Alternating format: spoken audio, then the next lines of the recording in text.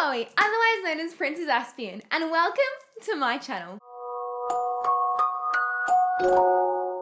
Hello and welcome to yet another edition of Chloe has found another autistic character residing inside one of her favourite movies. This time, the Christmas edition. You know how people seem to have radars for things? Like people can instantly tell if someone's a good person or a bad person. I can always tell when there's a character on the spectrum inside of a movie. I should have my own reality TV show. MTV, TLC, hit me up. Now, you all very likely know at this stage that I do one of two things with movies. I either A, watch them on repeat for days, upon weeks, upon months, or I don't watch them at all. The movie Elf is the prior of the two, if you couldn't tell by the shirt I'm wearing. I also have 3 others. I literally have like 4 Elf shirts and I wear them all year round and I am okay with it. I really don't understand people that watch seasonal movies only in the given season that movie is in relation to, like people that only watch Christmas movies at Christmas time. Then again, I'm also that person that listens to the High Five Christmas album all year round, so the fact that Elf is my favourite movie of all time, disregarding its Christmas elements, isn't really much of a surprise. I watch it all year round and practically live my life quoting it. It's silly and funny and totally quotable, and the main character is lovable and goofy and so misunderstood. If you don't know the movie I'm talking about, first of all, are you living under a rock? Let me give you a brief rundown. The movie Elf follows the story of Buddy, who is a human orphan who sneaks inside Santa's toy bag one night at an orphanage. Santa is completely unaware of the fact that he has an actual human child inside of his toy bag and brings him back to the North Pole with him. Buddy is then adopted by Papa Elf and he grows up as an elf, lives like an elf, learns like an elf, and grows up knowing the elf way, despite the fact that he's a 6-foot-tall human being. However, as Buddy grows up, he decides that he wants to go and explore the place where he really came from. He wants to meet his birth father, see new people, see new places. He knows that he doesn't fit in as an elf, so maybe he'll fit into New York City. And I think this is where I have come to the conclusion of something and the reason as to why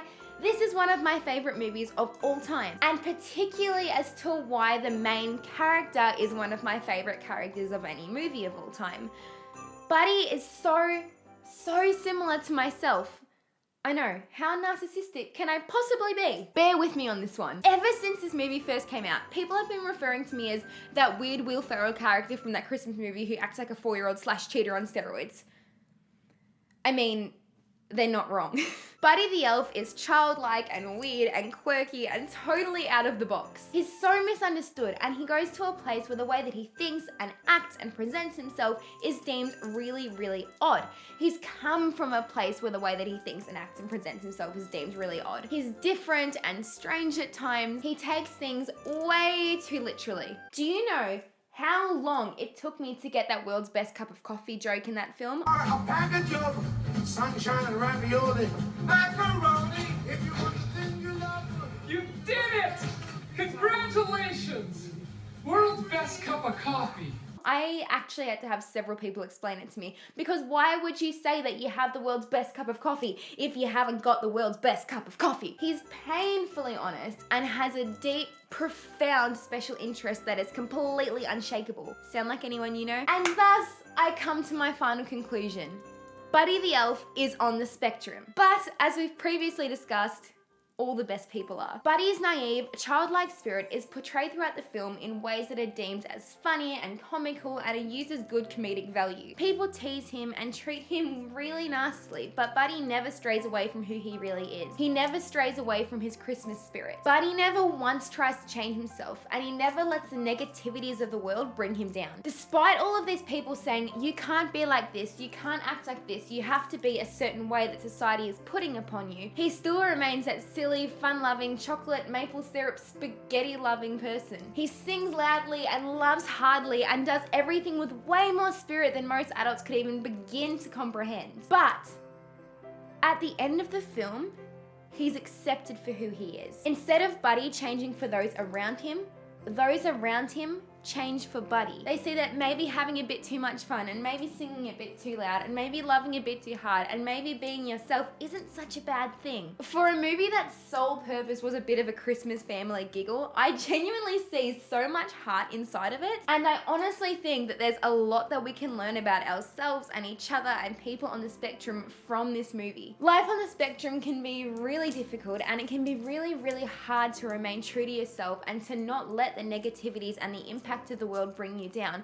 It can be really, really hard to remain true to yourself and be who you are and stay who you are and not let all of these different people and different messages of what you're meant to be change you. Heck, even if you're not on the spectrum, there are so many different things and articles and media and papers and celebrities telling us that we have to be like this and we can't be like this. And it's really hard to not do what they're telling you to do. It can be really hard to let yourself be different, to let yourself stand out, to let yourself be what you're meant to be. Or maybe from an outsider's point of view. Maybe if you don't struggle with this, maybe if you're not one of those people that struggles with allowing themselves to be different. Maybe it can be scary to see someone that's different. Maybe it can be a little bit odd or strange, or even a little bit scary at times to see someone who is different, who is out of the box, who is a bit quirky. But that's where the magic comes in, I think. Stepping back and having a look at how cool and how amazing and how magical difference can really be. I see so much of myself in Buddy, and I know that I see so many other kids inside of him as well. And maybe I'm looking a little bit too deep into this, but I have a knack for doing that. But